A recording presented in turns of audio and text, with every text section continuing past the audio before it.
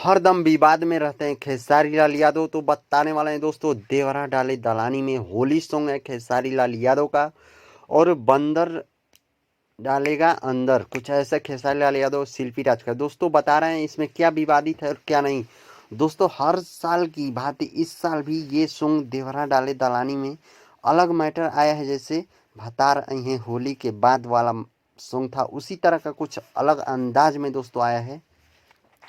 तो वीडियो पे अंत तक बन रहे, कुछ इसका राज खोलने वाले हैं और बताने वाले हैं कि इसमें क्या गड़बड़ी हुआ है। दोस्तों आरोप लग रहा है खेसारी लाल यादव पे कि ये गाना भी चोरी का है। दोस्तों मैं बता दूं आप लोगों को कि बहुत ही बड़े राइटर जो कि शुरू से अंत तक खेसारी लाल यादव के साथ रहने वाले पवन पांडे जी इस सॉन्ग को लिखे हैं दोस्तों।